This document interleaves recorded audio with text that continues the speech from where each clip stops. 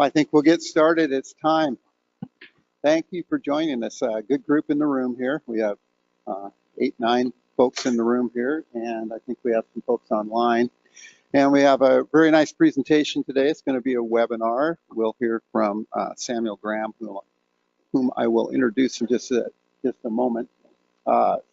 Special thanks, as always, to Idaho Power for sponsoring these sessions, because without that sponsorship, these wouldn't be happening. So we really appreciate that. Thank you for your sponsoring. I'm Ken Baker, Interim Director, Integrated Design Lab. Thanks to the staff here, Damon and Dylan, for setting this all up. They always do a good job doing that, and I really, really appreciate that. Thank you.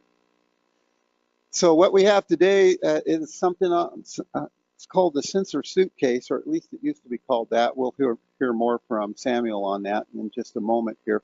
But this was one that I think Samuel was here last year in person to talk about.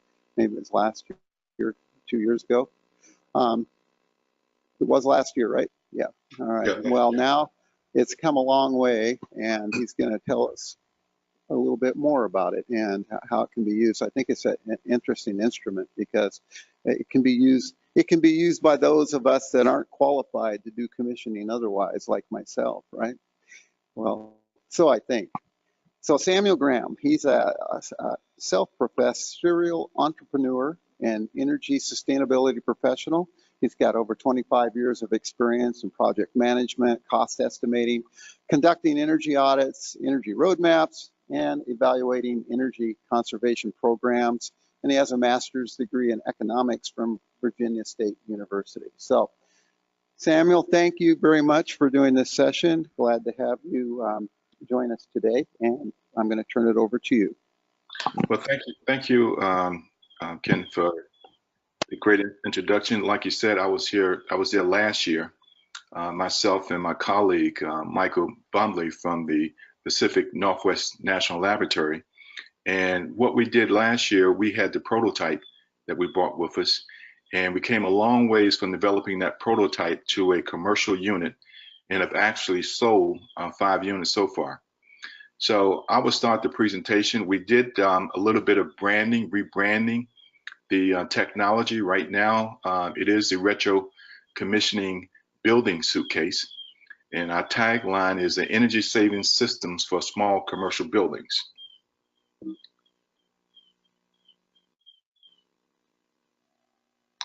The presentation, I'll go over a few things during the presentation. I'll talk about the suitcase itself, the Sensor building suitcase itself, talk a little bit about the problem and the solution to the problem, and I'll discuss the hardware and software solution.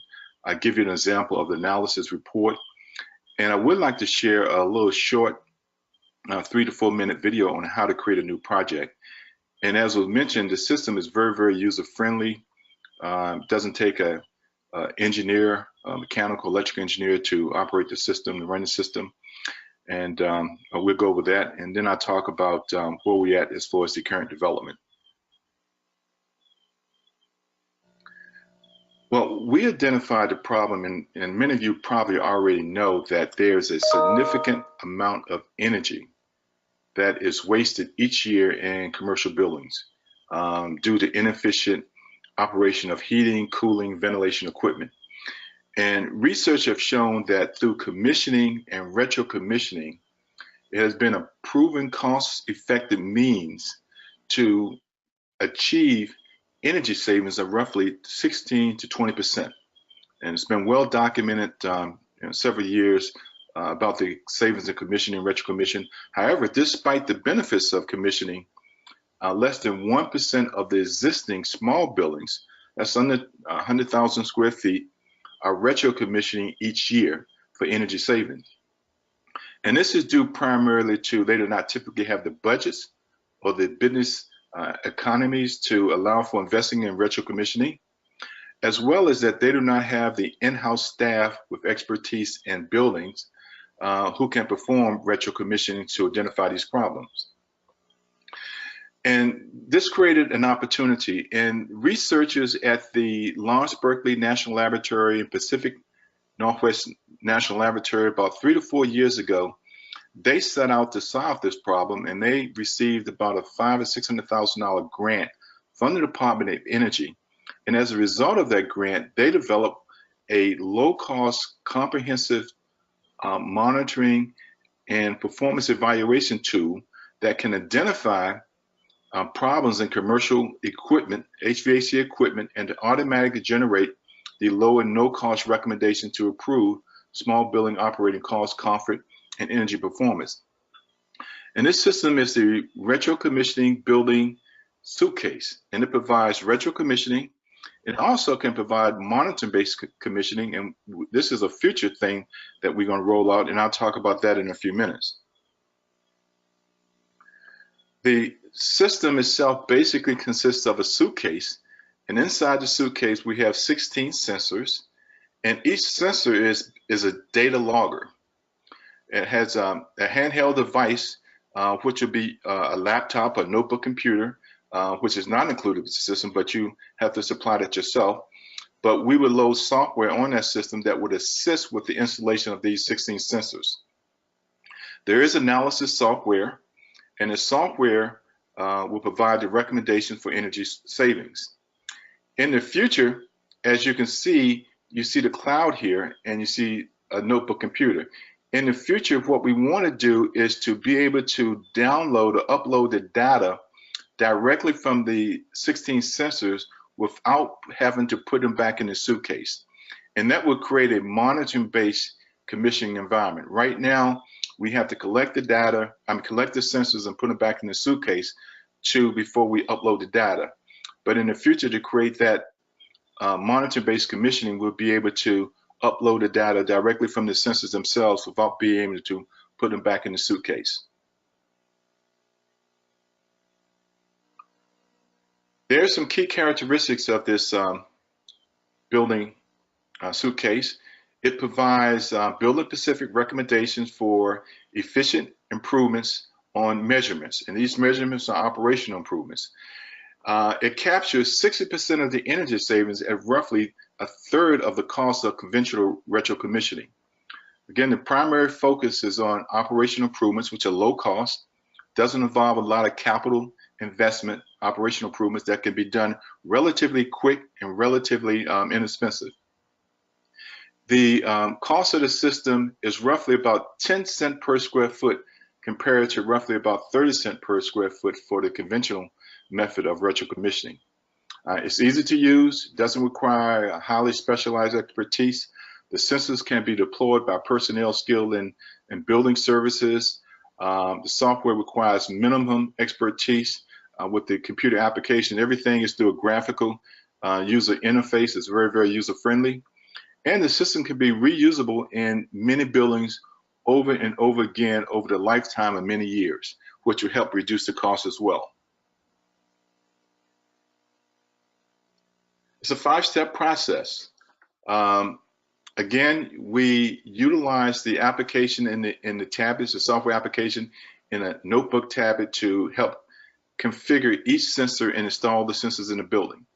Once you install the 16 sensors, it would aid in the collection of those data because it keeps information on the room number and the exact location of where these sensors are installed with a quick when you quickly want to retrieve those sensors.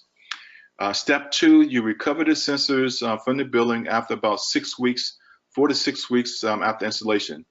And during that 4 to 6 weeks is collecting interval data on lighting, temperature, indoor temperature, outdoor temperature, vibration on the rooftop units, that type of data that would aid with the analysis software. Step 3, you return the sensors to the suitcase. Use the tablet, your notebook computer to initiate a download of the sensor data into the suitcase. Step 4, once the sensors are back in the suitcase, you transfer the sensor data through a CSV file to the where the analysis software is installed. Step 5, you run the software, and you do have to enter some building-specific data such as utility data, the occupancy schedule. Then the software performs low cost improvement recommendation, and it estimates the utility cost savings by implementing the recommendations that was identified in analysis software. And it comes out in a nice little neat report. This is the output report of the software right here. In this top area right here, this is where you input the utility data.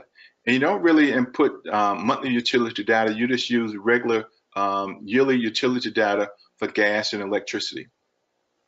In this screen right here, you input the occupancy schedules of the building on weekends, each day of the week, time periods when it's occupied and when it's unoccupied. And in this section right here, you're inputting some basic specific building data, the name of the building, the location of the building, the address, the square footage, things of that nature, the time zone, the area, the region, the area the building is located in. Once the analysis software is run based on the data that's collected through the sensors, it identifies the problems in this area right here. So you can easily see and easily identify. In this section right here, it creates a recommendation. What needs to be done to create the energy savings, and it specifically gives a lot of detail on the recommendations that need to be implemented. In these areas right here, it gives the location of the sensors, and it gives the savings. It gives the savings for that particular sensors, and it tallies these savings up into one yearly savings down here. And this is created over and over again for each time you want to run the analysis software. It could be quarterly, it could be monthly, or however else you time period you want to do that retro-commissioning analysis. Right now, I want to give a brief demonstration of a video on how to start a new project in the Sensor Suitcase. I'm going to show you how to create a new project in the Sensor Suitcase software. When you first open the program, you'll see a screen that has 3 different sections in it. Under the Create topic, if you click the New Project link, it will start the project wizard. So step number 1 is that you enter a name for your project. And you can also enter a description if you want to. You can click Next. And it goes to step 2, which is that you select the building or buildings that are in your project. In this case, we'll keep it simple, and we'll just say that there's one building in this project, and these buildings come from the files that were downloaded from the actual sensors. So we'll show you how to set up these files in a different video, but for this example, let's just say that we're going to pick building 89 as the collection of sensor data that is for this building. You can also have multiple buildings per project, so you could select other buildings, other sensor data, but in this case, we'll just keep it simple and pick the one building. So once you've selected your building, you can say Next and go to the 3rd step in the project wizard, which is to enter your annual utility expenses for this building. So you can type them in from your utility bill, and the program will tell you if it thinks that your cost per square foot is too low, that maybe you made a mistake in entering your data based on the building size. And the building size comes from the sensor data that was collected by the sensors. It was entered when you set up the sensors. So in this case, maybe we did make a mistake, and so we fix it, and then the error message goes away. So then we can say Next, and the 4th step is where you enter the occupancy schedule for this building. You can set up a different schedule for each day of the week. This is an office building, so we'll say that Monday through Friday it's open 9 to 5, but also let's say that it's open for a few hours in the afternoon on a Saturday. So we'll say it's open 1 to 4 on Saturday. So then we click Next, and the last step in the project wizard is that you click this button, Analyze and Generate Recommendations. And when I do that, the program is now calling the MATLAB calculation engine, analyzing the data, and making recommendations. So based on the information in this that you just entered about utility bills and also the data from the sensors themselves, the program says that it looks like that there's intermittent occupancy in areas where the lights are on all the time. And if you installed occupancy sensors in those locations, you would save $80 per square foot per year. And then the same thing is happening during nighttime hours, that if you installed occupancy sensors, it would turn off the lights and you would save $90 for the nighttime case. So the total savings would be $170 per year. And you can print this as a report and as a PDF, and we can just print it anywhere on our computer that we want to, and we can look at it later. And I had already made one, so it's going to replace it. And then we can close the building. And so if you had, and so now that we are looking at, we're still in our project, the Allied Office Building project, and we have this one building. So you can click on the sensor files and you can actually see which sensor files are associated with this building. There's a lighting sensor and an outdoor air temperature sensor. You can also edit the building information that you originally input. You could change the name of the building. In this case, it wasn't very descriptive, so we could change the name if we wanted to. The size came from data that was originally entered when the sensors were installed in the building, but maybe coming back to the office, you figure out that actually this size was incorrect, so you could reset that. You could edit the utility expenses if you needed to, if you'd made a mistake, or you could edit the occupancy schedule if you needed to do that. And you can also refresh the suitcase data if you actually had new data that had been collected and you wanted the program to just go out and get that new data and recalculate the recommendations. And then if you close the project, you're back to the main screen where you can create a new project, and also it shows the latest projects that you had open that you could then open up again if you wanted to. So that's how you make a simple new project in the Sensor Suitcase software.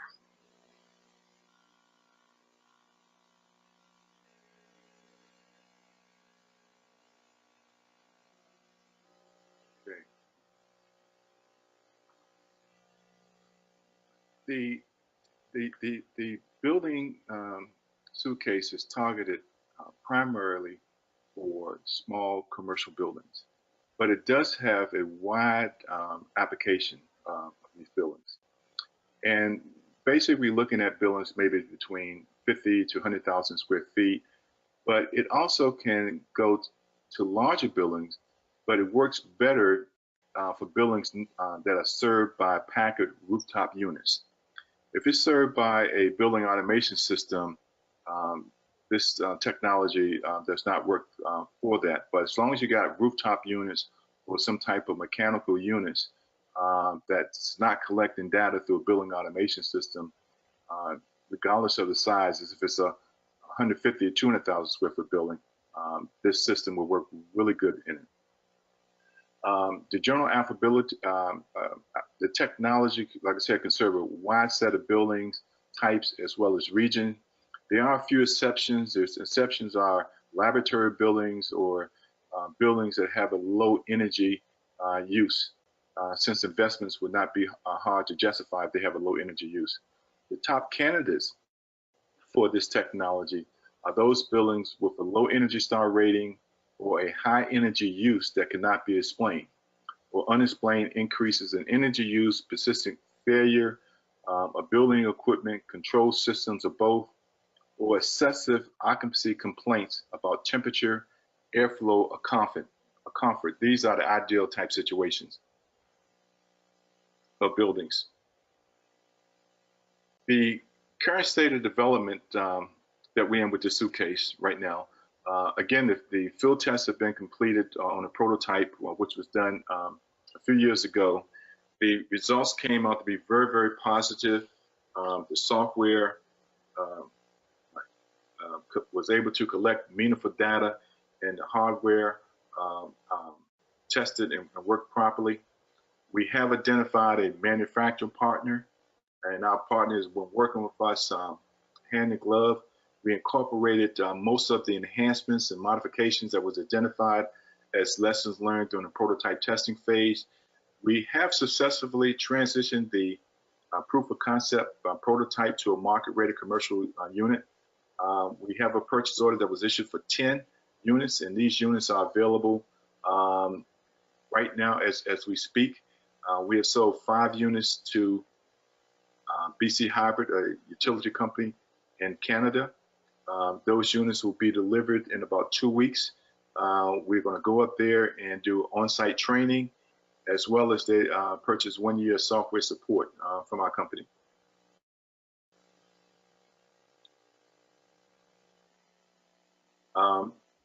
I can open it up to questions right now because, again, the technology is very, very straightforward, user-friendly, and I'd like to get some feedback and answer any questions you might have on it,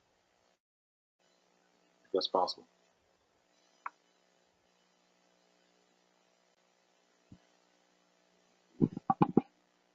Yeah, and you can go ahead and share your webcam so we can see you, and I'll do the same on our end, so we're not looking at the screen. Okay, can you see me? Yeah.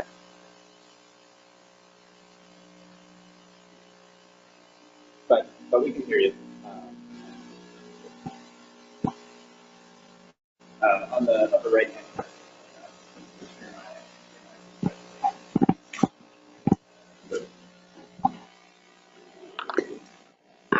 Hi, this is Shelley. I'm going to ask the obvious question here. How much is it? Can you share that information? Yes. Right now, the system is running $6,500 per unit, and that includes all of the software. It includes the training. Once we reach a quantity of 100 units, that cost will go down because our manufacturing costs will go down. We'll be able to purchase some injection molding versus the what we're using right now. So that cost would drop anywhere between $500 to $800 once we reach that quantity of about 100.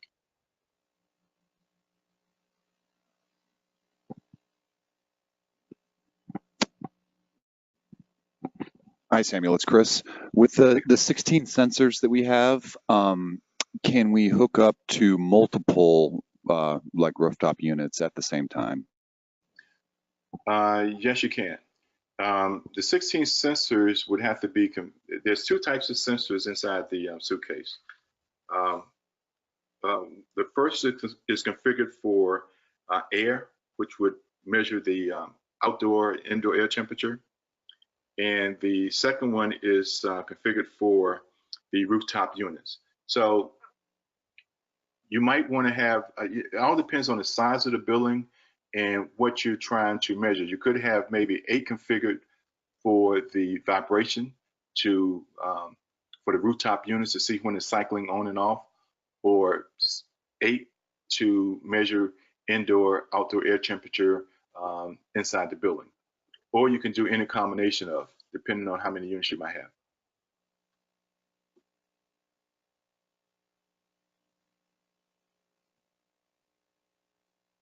Any other questions for Samuel? Samuel, Tim Johnson here. I'm just curious if you could give more information on those sensors. How do you connect them to a rooftop unit? And some of the data you were showing was occupancy controls on lights. So there must be some sort of photo sensor in there too.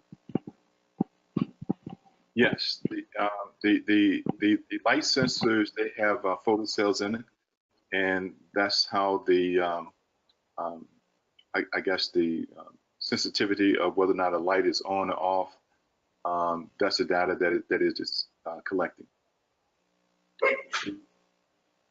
The application, as far as installing the sensors, it comes with applications such as Velcro, 2-sided tape, as well as some fasteners to help fasten the units to either the rooftop units or diffusers inside the office space or building space. Those type of several different methods that you can attach to the sensors, and all that's provided inside the building suitcase itself.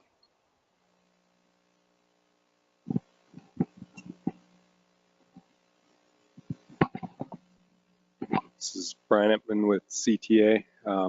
I was wondering if you could talk a little more about how it accounts for building type and size. You know, is that pulling in CBEX data, or what's it using to kind of incorporate that information into the results that it outputs? Well, part of the information you're inputting yourself. You're inputting the building characteristic data into the system itself. And there's mathematical logarithms and analysis software that's taking that information into consideration and utilizing that based on the data that's collected from the sensors. Now, from a technical standpoint, from the analysis part and how it's doing it, I can provide a white paper that could, you know, go into those technical details that I can't explain right here. But basically, a lot of that data you're inputting into the software itself, and the mathematical logarithms is doing the analysis part of it. So could you provide us that white paper? That would be great. Yes, I can. Okay, you can send it to us at the lab, to me, Ken, and we'll make sure it's distributed. Thank you. Okay.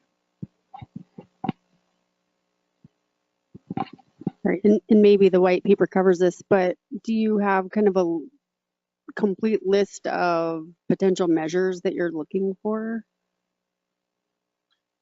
As far as the sensors themselves, the sensors is just, right now, the sensors only collect the data on the temperature, the lighting, and the vibration of the rooftop units. So then what about just the potential problems, I guess? Is there kind of a list, and then there's algorithms that kind of get to that list of recommendations? I'm sorry, you was fading out. I didn't hear the question. Oh, sorry. Is there a list of recommendations, I guess? Like, what are the limitations to the recommendations?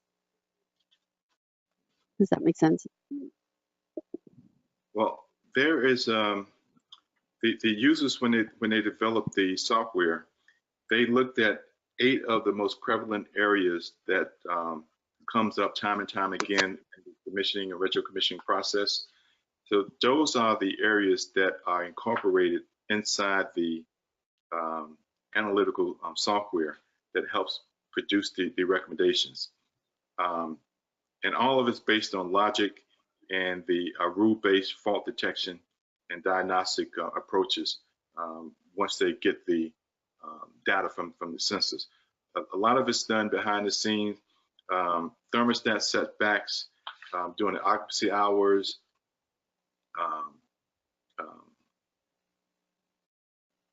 let me see what else, the lighting, whether or not it's excessive lighting being used, the cycling of the rooftop units.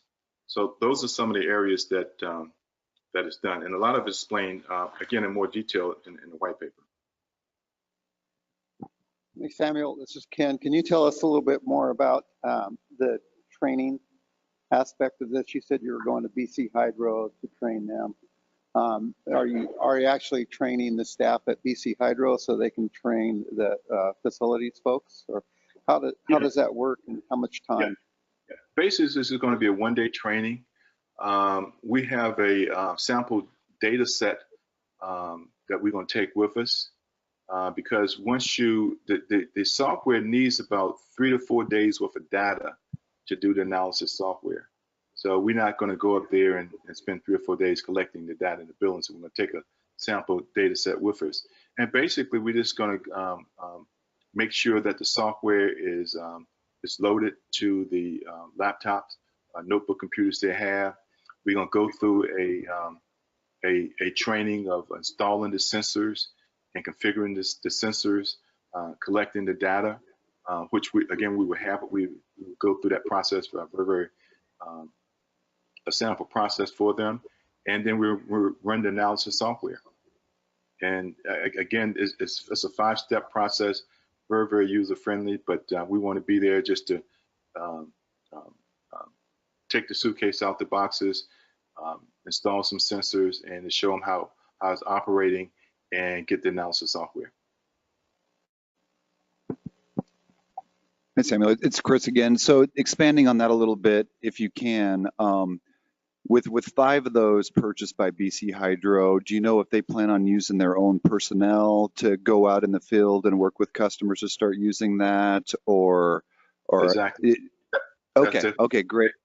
Yeah, they have energy managers, and they plan to put this in the hands of those energy managers that's going out to the field, and they just have this. This would be one tool inside their tool chest that they already have. Okay, any other discussions with utilities and how they might be using this as well, or just kind of getting started? Just getting started, but a lot of utilities they have energy efficiency programs that they are mandated through their utility commissions, state utility commissions, to provide some type of energy savings. And again, we're looking at a problem that a lot of companies, utility companies, have been struggling with. How do we bring energy savings to that small commercial building? You have a lot of products on the market right now that's geared to buildings, larger commercial buildings that got building automation systems that can collect that data, utility data, crunch the data, and bring back analysis. But that small commercial building that don't have that building automation system, that doesn't have that quick means of collecting the data, that's the market that has been left out of a lot of these energy efficiency programs that we've been finding out. And this technology would address specifically for that small commercial building, that convenience store, that commercial branch bank, those type of buildings, that small office building complex. Samuel, talk to us a little bit about recalibration of the equipment. How often? How much does it cost? Do they self-calibrate with the software? Just tell us a little bit more about that, please. Well, the sensors themselves are configured through the analysis software. Now, what we're planning on doing is supporting the software. We're planning on developing upgrades to the software as we go along. We do have a list of improvements to the software we want to start making. But as far as the calibration of the hardware, it's not a whole lot that you have to do to it. It's basically software driven. This is Brian again. I was wondering if you could tell us about the validation process that you've gone through as far as running case studies on particular buildings and then actually implementing the measures and going back and revisiting the utility data and normalizing the weather conditions and all that to see what was actually achieved. Well, part of the process with BC Hybrid, we are going to do an extensive validation of the commercial units. The prototype units did extensive field testing with 2 office buildings. See if I can find that data. One office building was a 5,500 square foot building located in Berkeley, California. It has 7 rooftop package units with heat, and the estimated utility cost was about a little over $6,000 for electricity and about $1,200 for gas. The second field test was done at a commercial office building of about 10,000 square feet, and it was had 3 package rooftop units with an average utility cost of about $7,200. The analysis was performed, it was produced, and it identified several recommendations during that time period on these buildings.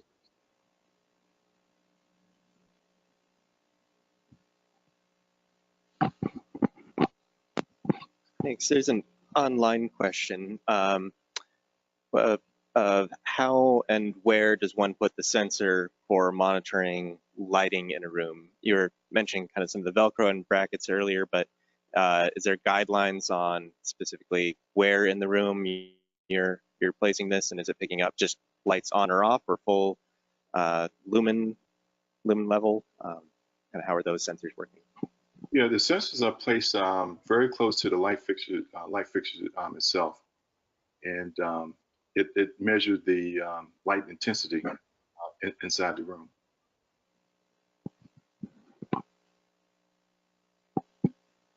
So some of the getting back to the second question, some of the results of the field test that was done, the sensors was able to retrieve and download the data, which is pretty much straightforward. The time period of downloading the data was about 40 minutes because you do have quite a bit of interval data that's been collected over that 4 to 6 week period. So the time of downloading that data is not a very quick time period. It does take about 40 minutes.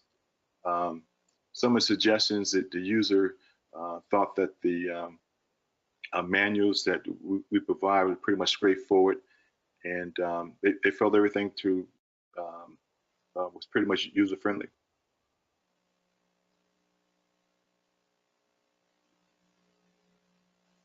Any other questions